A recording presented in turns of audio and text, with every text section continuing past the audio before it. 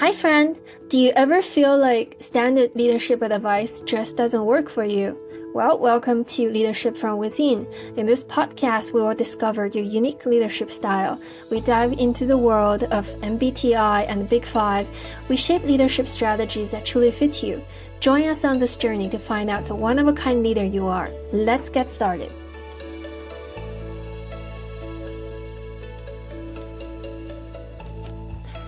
In this episode, I had a great talk with Jay, a seasoned business leader who truly lives out the INTP personality type. Jay shared with us how being analytical, always searching for knowledge, adaptable, and really good at critical thinking can shape a unique leadership style. So to start things off, let's ask Jay to tell us a bit about himself. My name is Jay Sternberg, and I'm a principal with Ernst & Young. I've got 35 plus years of experience working with mobile employees and organizations that send employees overseas. And generally, I work in the technology space in user experience, making sure from a compliance perspective, everybody pays appropriately from a tax perspective, payroll perspective, compensation, and just a general understanding of how we do our work and allow organizations to be better at doing their work. I kicked things off by asking Jay to share some key moments in his career that shaped his leadership style. This is what he said. So there are probably two areas or two specific instances that define my leadership style, specifically related to people advisory services. The first came when I made manager the first time, and I asked a senior partner, what is a partner and how do I get there? And the individual gave me a great answer. And what he said was, clients determine who a partner is. And what that means is make sure that you're thinking about clients first. You don't think about how do you get to partner. You don't think about the people that are ahead of you. You think about teaming. You think about how do I make my clients be successful? And if your clients are successful, then you become a successful individual. The second instance actually happened really late in my career. It happened when I switched over to Ernst & Young. And the collaborative style that is common amongst Ernst & Young employees and partnerships really helped me to understand how to be a better leader by listening to individuals around me, making sure that they felt heard, making sure that I had diverse teams, and understanding what each person could bring to the team rather than just satisfying my own needs. Next up, I wanted to dive into Jay's decision-making process, really get a feel for how he navigates through choices and ensures every voice is heard.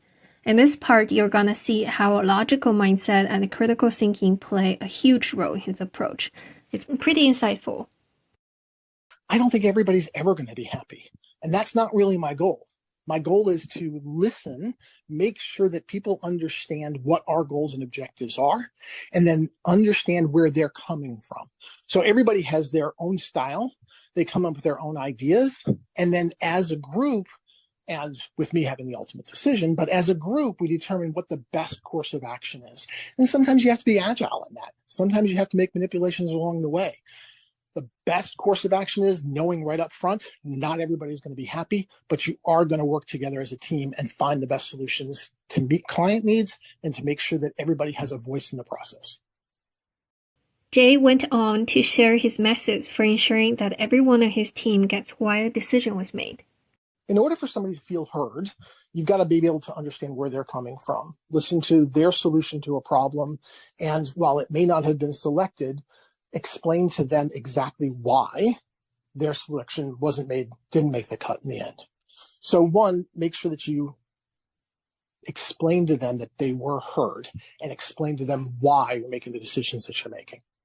Two, not everybody's decision is the right decision, even if it comes from the right place. It may not be the most effective. It may not be the most cost efficient. It may not be value add. And sometimes, three, people need to have experience to make the right decisions and the right calls. That's where, in the end, the leader of the team does make the call and make sure that people understand why they made the call. Look, bottom line is, not everybody's going to be happy. Not everybody is going to get their solution implemented, but they can feel part of the team anyway. Moving on from decision making, I also picked Jay's brain on how he goes about choosing his team members. And here's what Jay had to say. I'm a firm believer that people do well at jobs they love. I don't think people go home at night and think, I'm not doing a good job, but tomorrow I'll do better at that thing. So I interview team members ahead of time, make sure I understand what's going to make them happy, make sure I understand what their skill set is and where they want to be. And if you can make sure that you're helping them achieve their goals, if I can make sure that each team member, I understand what they want to do with their lives and what they want to do with their careers, it's the best opportunity to build a team. Sometimes you have to admit right up front, this person isn't right for the team. You got to find diversity. You got to make sure that you're being inclusive. I got to make sure that everybody on the team has a role, understands what the goal is, and then we all work towards it together. I went deeper and asked Jay about choosing team members based on their personalities. Does he look for certain traits, or does he work with whatever comes his way? Here's Jay's take. It's both. I look for different personality traits. There are people that think out loud, for example. They're very detail oriented and they need to get out their points. So they're the folks that are going to be the first ones to a solution. Here's this, here's that, here's the next thing. There are also people that think introverted, like myself. You have to marinate on it. And so finding those two individuals and helping them to work together to come to a common solution is something that's important to me. It's also important that one doesn't overrun the other. In other words, the individual who likes to talk as they're thinking isn't overrunning the person that's trying to absorb everything and making sure that they get it right. I'm looking for individuals who are bold enough to have a vision and present it.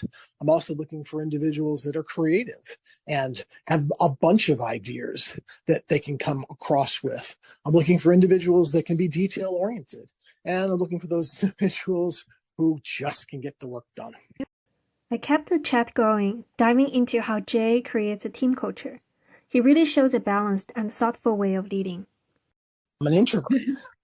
It's not always easy for me to come out and be that bold person to get you to come out of your shell. Having said that, part of leadership is understanding what everybody brings to the team and getting individuals to understand not only themselves and what makes them tick and what makes the team tick, but contributing to that and feeling comfortable letting other people do other roles. In other words, I'm not looking for the superstar. I'm not looking for somebody who's going to do everything all at once. And I'm not looking for that for myself either. My job is to find smart people, smarter than me, that can advance the goal of the team. And I like individuals who can perform that role as well. Again, individual success is different for everybody, as long as everybody's working towards the same goal. I think individuals need to understand the purpose. So what are we building? What is our ultimate goal? And if that vision inspires people, that's the first step to building the team. The second step to building a team is breaking it out into parts. What can each individual contribute to the process to make that vision a reality? Thirdly, make sure that people feel the accountability, responsibility that makes them work harder. In that process, though, it's really important that people feel the ability to fail. It's okay to fail as long as you fail quickly, as long as you're doing what you're supposed to be doing, and the failing part helps you to reach that vision in the end. I'm good with it. What do you mean by failing quickly?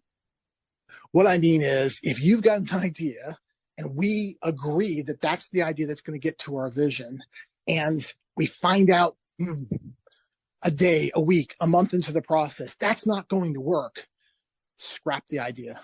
Don't try to hide it. Absolutely come forward and say, you know what, this isn't going to work. Here's why it's not going to work, and here's the pivot that we're going to make. It's all about being agile. It's all about making sure that we know what the vision is supposed to be. If it's not working, change it. And don't be afraid to change it. We also talked about how Jay handles risks. His responses really highlighted a lot of INTP leadership traits. like being analytical, objective, flexible, a critical thinker, and always on the hunt for knowledge. It's most important. It builds relationships. It's how I work with my clients. Don't finger point. Make sure that you understand where the issue is, and then work together to resolve it. But identifying risks up front is incredibly important. Where could things go wrong? What if something is going to happen? And then looking to determine a plan A, a plan B, and if necessary, a plan C. Go through the options in your head, write them down, talk about it amongst your team. The most important thing is communication. Find the opportunity to talk to folks, understand what might happen, and then resolve it as quickly as possible. And then key to the whole process, make sure it never happens again. In other words, if you find the risk, you mitigate the risk, you make sure that you document that so that it never happens again. You always want to document your experiences. You want to keep notes about what worked on projects, what didn't work on projects, what personalities worked well together, where the clashes were, how you resolve problems, where you mitigate risks. Absolutely, keeping a journal is incredibly important, especially if you're a project-oriented person, because you're going to find things come up over and over again, and you've got to be able to resolve them quickly, easily, and identify the next project. I also asked Jay on the skills he thinks are critical at his level of leadership. This is what Jay had to say.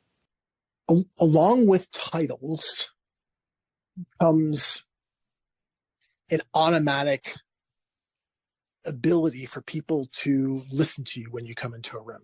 In other words, if you're a partner and you enter a room and you've got gray hair, people assume this person has something to say. Early on in your career, you don't have that. But you can't gain that experience where an individual walks in a room and knows how to control a room because they've had the life experiences.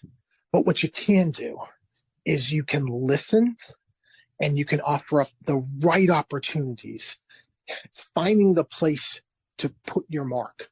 So I generally tell younger, less experienced managers to listen before they talk in a meeting and find that place where they can make the value statement, not just talk to talk.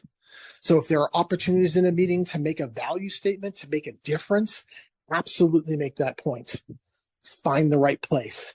One perfect statement is a whole lot better than 10 average statements. I think it's a quality you gain over time, and you know when you see it. There are individuals that walk in a room, and it doesn't matter their title. You just know you want to gravitate towards that person. And again, it's being able to see the big picture. It's being able to inspire people. If you can see the big picture and inspire people, you can garner attention immediately, and people will listen. There's no question about it.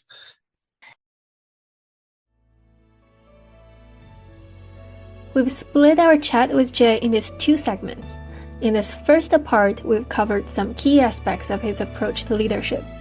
Don't miss out on the second part of our interview, where Jay will dive into how he leveraged his strengths in leadership and shared his wisdom for those just starting out on their leadership journey. Thanks for being with us today on Leadership from Within. We hope you found inspiration and valuable insights to empower your leadership journey. If you enjoyed today's episode, please make sure to subscribe and share it with others. And remember, if you have any specific questions about leadership, we're just an email away. See you in the next one.